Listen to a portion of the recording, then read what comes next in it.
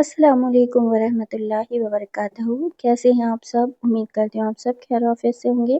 अल्हम्दुलिल्लाह हम भी ठीक है और अल्लाह पाक हम सबको ईमान की बेहतरीन हालत में रखे।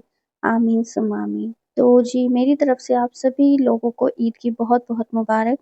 अच्छा जी, आज का ब्लॉग शुरू करते हैं और यहाँ पे मैं बना रही हूँ चाय और ये चाय लेट नाइट की है क्योंकि रात में बहुत देर हो गई थी हम लोगों को सफाई वगैरह करते-करते, तो बस चाय बना के दे रही थी मैं इनको।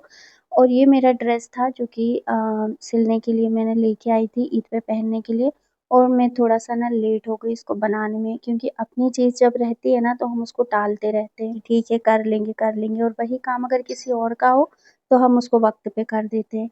ख़ैर फिर मैंने रात को उसकी कटिंग की और जैसे-तैसे उसको 1 घंटे में तैयार किया। मुझे इसी तरह के कपड़े अच्छे लगते हैं जो सिंपल, सोबर और कंफर्टेबल हो क्योंकि इस तरह के कपड़े ना हम आने-जाने में भी पहन लेते हैं और फिर जब मन होता है तब हम उसको डेली यूज़ में भी यूज़ कर सकते हैं। और अगर हेवी कपड़े ले लो ना तो फिर वो गोदरेज में रखे ही रहते हैं और अक्सर ऐसा ही होता था लेकिन आजकल ना मैंने कपड़े लेने का तरीका थोड़ा बदल दिया है और मैं सिंपल कपड़े लेने लगी हूँ। खैर जी ये है अगले दिन की सुबह, ईद वाला दिन। ईद की सुबह हमेशा की तरह बहुत जल्दी शुरू हुई।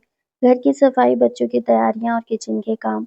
मेहमानों का इंतजार भी था साथ ही साथ। सब कुछ एक साथ चल रहा था क्योंकि घर में ज्यादातर काम ना मुझे ही संभालने होते हैं। इसलिए सुबह से ही एक काम खत्म करती हूँ तो दूसरा खड़ा हो जाता है।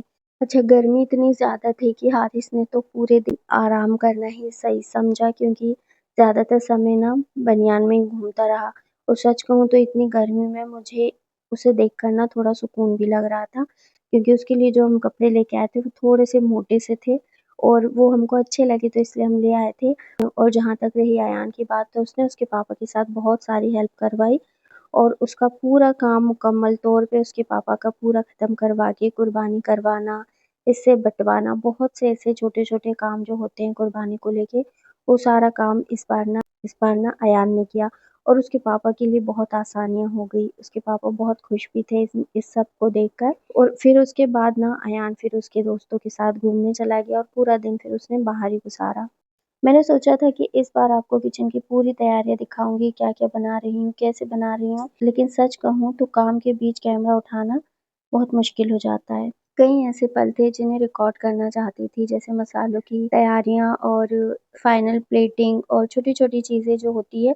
लेकिन जब आप अकेले सब कुछ मैनेज कर रहे हो ना, हर चीज़ कैमरे में कैद करना थोड़ा-सा मुश्किल होता है। इसलिए अगर आपको लगे कि कुछ हिस्से मिस हैं तो उसका कारण यही है कि उस वक़्त मैं कैमरा नहीं बल्कि काम सँभाल रही थी। अच्छा इस बार ना हमने कुछ मेहमानों को खाने पे बुलाया था। उन्होंने पहले तो हामी भर दी और हम सब उसी हिसाब से तैयारी कर रहे थे, उनका इंतज़ार भी कर रहे थे। लेकिन फिर आखिर समय में उन्होंने आने से मना कर दिया। सच कहूँ तो थोड़ा अजीब लगा क्योंकि सारी तैयारियाँ उसी हिसाब से हो रही थी। एक तो दोपहर भी बढ़ती जा रही थी और घर के लोगों को भूख भी लगने लगी थी। क्योंकि मेहमानों का इंतज़ार किया जा रहा था ना इसलिए कुछ लोग रुके हुए थे, जैसे हम लोग रुके हुए थे सभी लोग लेकिन जब टाइम निकलने लगा, तो जिनको भूख लग रही थी उन्होंने खाना खा लिया। जैसे पापा को दवाई देना होता है, तो पापा को खाना खिला दिया, मम्मी को खाना खिला दिया, बच्चों ने खाना खा लिया और फिर दादी को इतनी देर हम कहाँ तक भूखा रखते क्योंकि 3 बज चुकी थी, तो दादी ने भी खाना खा लिया, बस हस्बैंड और मैं बचे थे। असल में हम लोग हर त्योहार पे और ख़ास तौर पर ईद और बकरा-ईद पे हम लोगों के यहाँ छोटा-सा रिवाज़ है मतलब हमने खुद नहीं बनाया है कि हम लोग सब साथ बैठकर ना हॉल में खाना खाते हैं एक साथ। और वही चीज़ ना पूरे दिन का सबसे ख़ास हिस्सा होता है। इसी वज़ह से ना हस्बैंड का मूड ख़राब हो गया। मेरे हस्बैंड मेहमानों का इंतज़ार करते रहे और उन्होंने खाना भी नहीं खाया था। जब पता चला कि वो नहीं आ रहे हैं तो उनका मूड ख़राब हो गया और वजह सिर्फ़ इतनी नहीं थी कि मेहमान नहीं आए, असल वजह ये थी कि हमारे घर का जो एक सिस्टम था ना कि हम लोग सब ईद को एन्जॉय करते हैं, साथ बैठकर खाना खाते हैं, वो नहीं हो पाया। तो इस वजह से उनको अच्छा नहीं लगा। सबने अलग-अलग खाना खाए और सबने अपने हिसाब से खाना खाया, ये उनको बहुत बुरा लगा। कभी-कभी छोटी-छोटी बातें भी ना दिल को लग जाती हैं, ख़ास तौर पर तब जब आप किसी मौके को ख़ास बनाने वाले होते हैं। ख़ैर ये फिर शाम का वक़्त था और मैंने क्योंकि दोनों टाइम का खाना एक ही वक़्त में बना लिया था, तो मैं शाम को फ्री थी और इसलिए ना मुझे कुछ काम था पार्लर में और मुझे हेयर कट करवाना था, बाजी को भी करवाना था, तो हम दोनों साथ में आए और हम दोनों ने हेयर कट करवा लिया। लेकिन भाई को क्योंकि घर पे छोड़ के आए थे ना, तो वो रो रही थी, तो बाजी चली गई जल्दी और फिर मुझे हस्बैंड लेने आ गए।